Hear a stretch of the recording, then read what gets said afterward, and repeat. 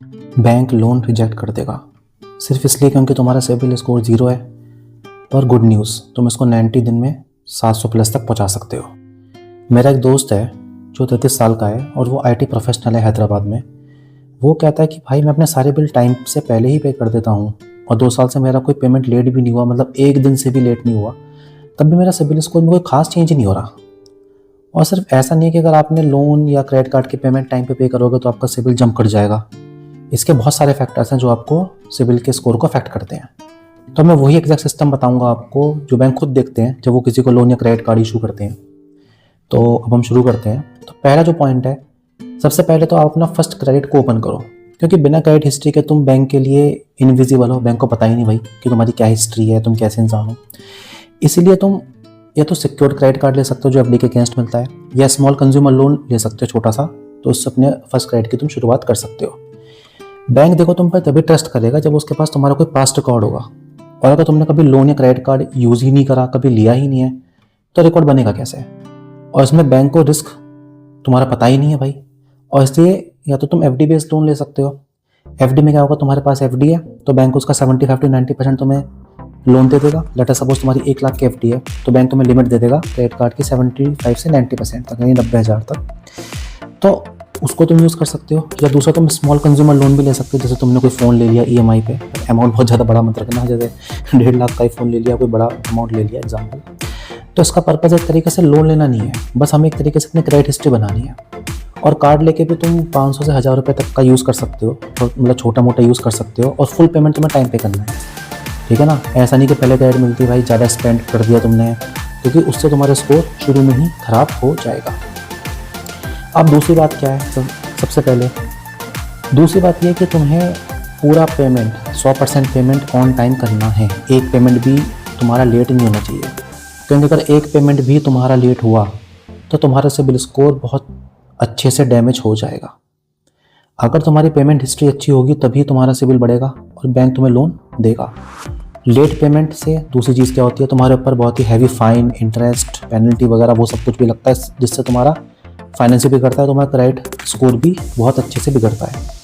और जो तुम्हारी जितनी भी ईएमआई पेमेंट्स हैं उनका तुम रिमाइंडर लगा के रख लो, मोबाइल में लगा के रख लो या कहीं पे भी, ताकि तुम उनकी ड्यू डेट मिस ना कर सको। और अगर ईसीएस ऑप्शन है, ईसीएस ऑप्शन में जिसमें तुम्हारे बैंक से ऑटोमेटिक पेमेंट कट जाती है, तो वो सबसे अच्छा है, बट कि तुम्हें उतना बैलेंस मेंटेन करना पड़ेगा। तो दूसरी चीज़ ये है कि तुम्हें पेमेंट जो है वो ऑन टाइम करना है। तीसरी चीज़ है कि क्रेडिट कार्ड में एक रिकमेंडेड रूल होता है जो एक्सपर्ट्स बोलते हैं कि जो तुम्हारी लिमिट है उसका 30% से ज़्यादा यूज़ मत करो। जैसे कि अगर तुम्हारी क्रेडिट कार्ड की लिमिट 1 लाख की है तो तुम 30,000 से ऊपर कभी भी अपनी स्पेंडिंग को जाने मत दो। स्पेंडिंग का जो टोटल बैलेंस है उसको 30,000 से ऊपर जाने मत दो। उससे क्या है कि अगर तुम ज़्यादा लिमिट यूज़ करोगे तो बैंक तुम्हें एक तरीके से रिस्की कस्टमर की कैटेगरी में डाल देगा, और जिससे तुम्हारा क्रेडिट स्कोर नीचे आ सकता है। और अगर तुम्हें लगता है कि नहीं मुझे ज़्यादा यूज़ करना है, तुम्हारे एक्सपेंडिचर्स ऐसे हैं, तुम्हारी अर्जेंसी की रिक्वायरमेंट है, तो अगर हो सके तो तुम बैंक से लिमिट ज़्यादा ले लो। अगर लेट सपोज तुम 2 लाख की लिमिट ले लेते हो तो 30% के हिसाब से तुम 60,000 तक उसको यूज़ कर सकते हो एक तरीके से, ठीक है ना। और इसी के साथ साथ अपने एक्सपेंसेस को भी ट्रैक करो कि तुम कौन कौन से एक्सपेंसेस पे खर्चा कर रहे हो, और जो अननेसेसरी एक्सपेंसेस हैं उनको तुम अवॉइड करो, ठीक है ना। और जहाँ पे पॉसिबल अगर हो तो अपने बैंक अकाउंट या कैश से भी तुम पेमेंट कर सकते हो, बट 30% लिमिट का तुम्हें एक तरीके से ध्यान रखना है कि 30% से ऊपर तुम्हारे स्पेंडिंग नहीं जानी चाहिए।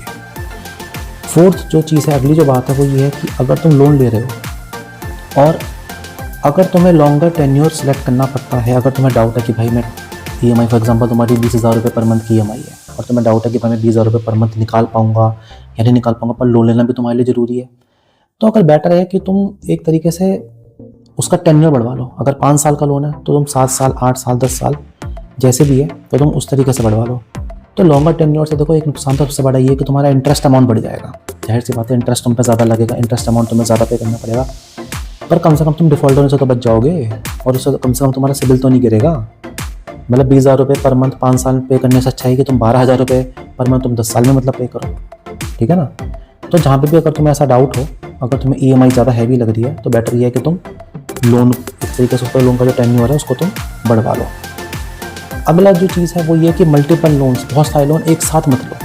तुमने क्रेडिट कार्ड भी ले लिए, काफ़ी सारे क्रेडिट कार्ड है, तुम्हें ये अच्छा लग रहा है, चलो प्लेटिना क्रेडिट कार्ड भी ले लूँ, ये वाला क्रेडिट कार्ड भी ले लूँ, तो मल्टीपल लोन से क्रेडिट कार्ड एक साथ मत लो, ठीक है ना। इससे भी वही जाएगा कि भाई इसको तो क्रेडिट की कुछ ज़्यादा ही भूख है। और जैसे तुमने बहुत सारे कार्ड्स अप्लाई करते हो या लोन अप्लाई करते हो, तो जो भी तुम्हारी जो लेंडर कंपनी है, जो भी तुम्हें क्रेडिट कार्ड या लोन देगी, वो तुम्हारी क्रेडिट हिस्ट्री, सिबिल, फाइनेंस सब कुछ चेक करेगी, ठीक है ना। और जो तुम्हारे सिबिल को बहुत ज़्यादा हर्ट करेगा। तो अगर तुम एक लोन लेके उसको अच्छे से रिटर्न करोगे, अच्छे से चुकाओगे, तो उससे तुम्हारा उल्टा सिबिल स्कोर बढ़ेगा। तो एक साथ में शॉर्ट टेन्योर में बहुत सारे लोन या क्रेडिट कार्ड के लिए अप्लाई मत करो। अगली जो चीज़ है भाई, देखो सिबिल रिपोर्ट जो है तुम्हारी, उसको तुम रिव्यू भी करना चाहिए तुम्हें। रिव्यू करने का मतलब ये है कि तुम उसको मंथली एक तरीके से रिव्यू करो और उसमें देखो उसमें कोई इन्फॉर्मेशन इनकरेक्ट या इनकम्प्लीट तो नहीं है, कोई इन्फॉर्मेशन गलत तो नहीं आ रही, कोई इन्फॉर्मेशन ऐसी नहीं कि इनकम्प्लीट हो, कोई तुमने क्रेडिट कार्ड ले रखा हो उसकी डिटेल्स उसके अंदर आ ही नहीं रही है, या कोई ऐसा लोन आ रहा है तो तुमने लिया ही नहीं और वो उसके अंदर आ रहा हो, तो वो एक तरीके से फ्रॉड का केस हो गया। तो तुम अल्टीमेटली उसको कंसर्न बैंक को या अथॉरिटी को रिपोर्ट कर सकते हो, ठीक है। और दूसरा ये कि तुम ये भी देख लो कि अमाउंट वगैरह तो गलत नहीं आ रही, कोई उसमें तुम लोन समझ लो टाइम पे कर रहे हो बट उसमें दिखा रहा है कि तुम टाइम पे नहीं कर रहे, तो वो चीज़ें तुम अपने बैंक में जाके बात करके तुम अपनी उस चीज़ को चेंज करवा सकते हो। और जो मेन पॉइंट है इसमें वो ये कि देखो भाई पेशेंस रखना ज़रूरी है। अगर तुम रोज़ सिबिल चेक करोगे तो रोज़ तो ऐसा बढ़ने वाला है नहीं, तो उसमें पेशेंस रखना बहुत ज़रूरी है। और सिबिल को डेली चेंज नहीं होगा, बस तुम्हें ये सब अपने एक तरीके से काम करने हैं, ये सब काम करो और मंथली एक तरीके से तुम सिबिल को चेक करो। तो लोग क्या करते हैं, इवन सिबिल का सब्सक्रिप्शन भी ले लेते हैं कि भाई हम ताकि रोज़ चेक कर सकें। अब कुछ कॉमन मिस्टेक्स भी हैं जो लोग एक तरीके से करते हैं, तो वो भी आपको अवॉइड करनी है। सबसे पहले जो मिस्टेक होती है वो होती है कि भाई हमारा क्रेडिट कार्ड का बिल आ रहा है, उसमें एक अमाउंट होती है मिनिमम ड्यू पे। मिनिमम ड्यू पे का मतलब इतना आपको कम से कम पे करना ही करना है, उसके अलावा बाकी जो है आप पे चाहे मत करो, चाहे आप उसकी EMI में उसको कन्वर्ट कर लो। तो मिनिमम ड्यू पे करने का मतलब ये कि तुम खुद ही अपने ट्रैप में जाल में फंस रहे हो। और अगर तुम फुल अमाउंट नहीं देते तो बैंक बाकी अमाउंट पे बहुत ही तगड़ा इंटरेस्ट चार्ज करता है, बहुत ही हैवी इंटरेस्ट, वो मतलब 30% तक भी हो सकता है, ठीक है ना। जैसे कि मान लो तुम्हारा बिल आया 10,000 रुपये का और तुमने कम से कम 500 रुपये तो तुम्हें देने ही देने हैं, मिनिमम 500 रुपये, और तुमने 500 रुपये दे के छुट्टी कर ली कि भाई 9,500 रुपये हम बाद में पे कर देंगे।